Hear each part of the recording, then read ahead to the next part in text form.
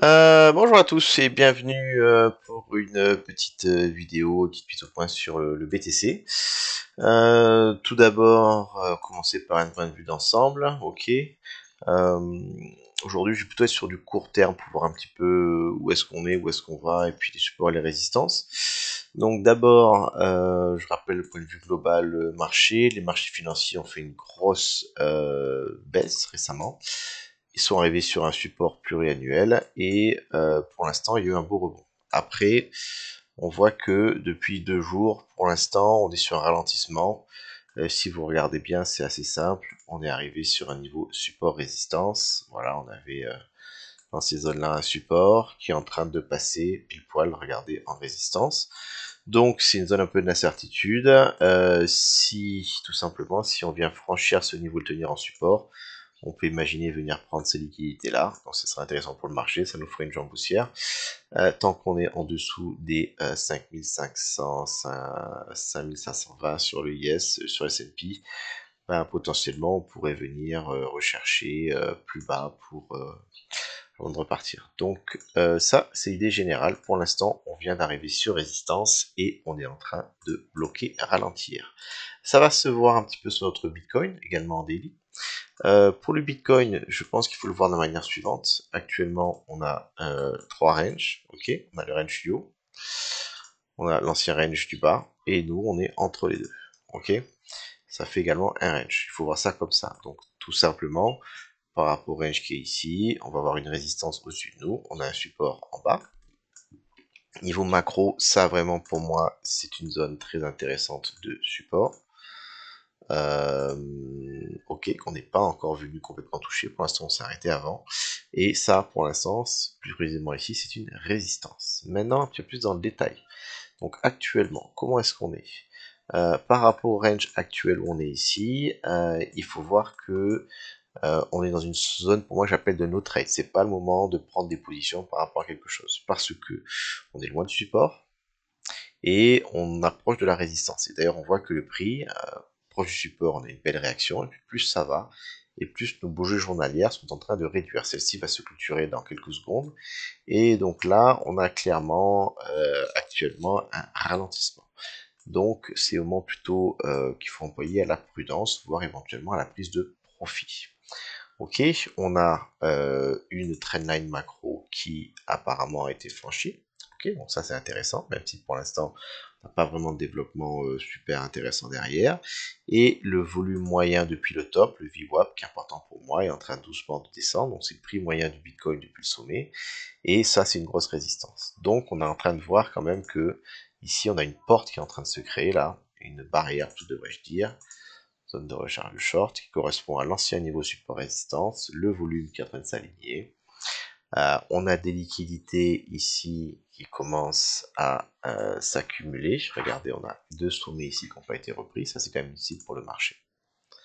Voilà, liquidité ici. Donc, d'une manière assez simple, dans la situation où on est, en termes de résistance, voilà, je vous expliquerai après comment est-ce que je vois le scénario à l'intérieur. En termes de support, la question est, est-ce que ce bottom-là est un bon bottom? Est-ce qu'il va être repris ou pas? Ok. Vu que le marché a quand même bien monté depuis, on peut imaginer, c'était un niveau support résistance, que c'est un support qui est pour moi intéressant. Je pense pas que ce soit un support vraiment très long terme ou autre, c'est-à-dire un bottom, pardon, un bottom de bear market, parce qu'on n'a pas assez de volume qui a pu rentrer. On n'était pas sur une zone où il y avait du volume d'achat. Donc ça, c'est pour moi, c'est quelque chose de transition. Soit qu'ils vont transitionner sur éventuellement un retour dans le range et puis un double top pour après repartir sur le bear market, soit éventuellement venir toucher la résistance qui est ici et ensuite repartir à la baisse, hein, voire rentrer ici. Mais ça, j'imagine pas que ce sera un support pour beaucoup plus. Pas assez de volume, pas assez intéressant pour le marché. Mais pour notre trading actuel, moi, ça me va très bien. Hein, on a quand même eu un rebond de 10%, c'est quand même bien chouette. Donc actuellement on est en phase de ralentissement. On voit que de ce point de vue là on est quand même toujours pas boule, hein, on n'a pas réussi à faire de points plus haut, regardez. Hein. Les bottoms sont toujours de plus en plus bas. Donc il faut pas non plus être extrêmement bull. On a la résistance au-dessus de nous, on arrive dessus. Je pense vraiment actuellement, et autant j'étais très bull ici, autant ici, il faut savoir être raisonnable. Attention à ça. Donc maintenant, plus concrètement, les setups. Le premier setup pour moi, le setup qui m'intéresse le plus, ce serait le marché se déplace d'une liquidité à l'autre. Surtout quand on est au milieu comme ça, il faut attendre la prochaine zone d'intérêt. Il y a une zone d'intérêt qui me paraît très très évidente, c'est celle-ci ici. Donc on a les doubles top qui est ici, le VWAP, on a ici le support résistance au niveau du range. En termes d'horizontaux, j'ai rien de spécial. Mais pour moi, j'aimerais, si je vois le prix qui vient prendre ce double top et qui vient taper dans cette zone, hein, ça peut être ici juste après les tops, ou ça peut être au niveau du VWAP et qui commence à repasser dessous, alors là, on a potentiellement un short intéressant qui pourrait nous emmener jusque à la borne opposée. Donc revenir jusque là. Ça vraiment, pour du swing, ça m'intéresse. Prendre les liquidités, taper la résistance, les gens qui sont boules, on est content, c'est là où c'est reparti, et puis derrière, le retracement. Surtout si mon marché financier actuellement bloque ou éventuellement retrace un peu aussi. Vu la hausse qu'on a fait, un retracement pour moi maintenant devient vraiment de plus en plus crédible. Donc ça, c'est le scénario qui m'intéresserait le plus. Le scénario le moins évident, ce serait à partir d'ici, là où on est, de commencer à retracer. Là, le compliqué, c'est que si on est en train de retracer, on a déjà dépassé le CC, donc c'est quand même pas évident. Je pense quand même qu'on va venir ici. Hein. Pour moi, c'est mon scénario prioritaire. Mais si on retrace de là, ce qui est compliqué, c'est que le support, il est loin. Le support vraiment costaud, il est là. Donc, mon stop loss est très difficile à poser. Donc c'est pas vraiment le genre de setup que j'aime trade. Je préfère être patient par rapport à ça. Tant pis, je vais continuer à clôturer les positions que j'ai ouvertes. Je vais prendre mes profits. Éventuellement, je vais sortir du marché. Moi, je suis un trader, je suis pas un investisseur. Et puis j'attendrai éventuellement qu'on revienne sur pourquoi pas revenir dans un support, faire un rebond. Voilà. Maintenant, concrètement, ici, en termes de support, ce qu'on peut voir sur ce range, si on voulait quand même essayer de définir quelque chose d'intéressant, je viendrai prendre mon volume que j'ai ici. Le Fibo ne me plaît pas trop. Le Fibo, du coup, je prendrai de là où on est jusqu'ici. Je vais prendre mon volume moyen depuis ce bottom. Voilà. Et je vais mettre mes niveaux horizontaux. Excusez-moi. Ok. Alors, c'est pas super clair. Je vois que ici, j'ai un 618, une weekly, mais on est en dessous du volume. Donc là, quand même, apparemment, j'ai quelque chose. Voilà.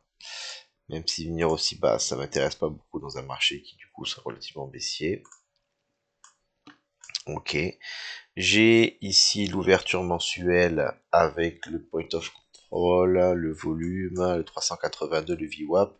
Je pense que si on attend encore un petit peu de temps, je pense que mon volume moyen va continuer à monter. Et ici, pour du day trading, on a probablement un support où le prix viendrait prendre ces liquidités qui sont ici, venir dedans, on passe un petit peu le volume, on prend les liquidités, on vient juste sur l'ouverture mensuelle et on fait un petit switch support résistant. Ça, ce serait intéressant comme petit support court terme pour une poussée avec éventuellement le volume moyen qui sera revenu vers là. Donc ça, c'est intéressant, voilà, pour du court terme, hein, vraiment. Pour le reste, pour du plus long terme, il faudra venir chercher quelque chose de long, soit au minimum ça, voire carrément venir faire une déviation, réintégration. Voilà, c'est assez simple. Je répète, donc pour l'instant, pour moi, sur du court terme, là, on est sur une zone de non-trade, on est au milieu de nulle part. Le prix va bouger de manière assez erratique dans cette zone. Il faut venir attendre le moment où le marché va se montrer. Donc soit la résistance qui est au-dessus de nous, ok, qui est ici, avec la prise de ces liquidités, soit éventuellement, vraiment pour du court terme, jouer la prise de ces liquidités là dans l'ouverture mensuelle. Voilà, éventuellement ce support là commence à être intéressant pour acheter. Et le scénario que tu me préfères parce que le stop loss est plus identifiable, venir prendre ce double bottom, parce que ce double bottom il est très moche, je vous explique pourquoi. Là, on n'est pas venu prendre des bottoms, donc là vraiment le marché, ça c'est quelque chose qui doit venir avaler, qu'on viendrait prendre ça et repasser au-dessus. Et là on aurait probablement un beau trade à faire. Voilà, la tendance, malheureusement, il faut dire ce qu'elle est toujours baissière. On n'a toujours pas fait de point plus haut macro. Donc il faut garder ça en tête. On a tous l'espoir que ça reparte à la hausse, mais pour l'instant, on n'a pas encore vraiment inversé de la structure. Ok. Donc là-dedans, je vais chercher du support plutôt bas et je vais chercher de la résistance assez vite. Voilà, j'espère que ça vous a intéressé. Petit aparté également pour ceux que ça intéresse. Je suis en ce moment ma paire ETH-BTC qui m'intéresse. Elle a tellement souffert depuis tellement longtemps. Ok, c'est très très vert, on est d'accord.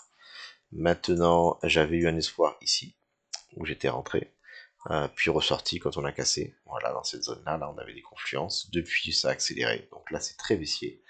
Mais, il nous reste une dernière chance, qui est ce niveau-là, le bottom de 2019. Ce bottom, pour moi, doit tenir. J'insiste, il doit tenir. Parce que si on casse ce bottom, ça veut dire qu'on a une structure très long terme qui se sera inversée, puisque on aura maintenant fait un point haut. Excusez-moi. On aura vraiment fait ici un point plus bas, un point haut plus bas, et on aura fait le point bas plus bas. Donc ça veut dire que on sera vraiment sur une tendance baissière très long terme, et là c'est vraiment pas intéressant pour Ethereum.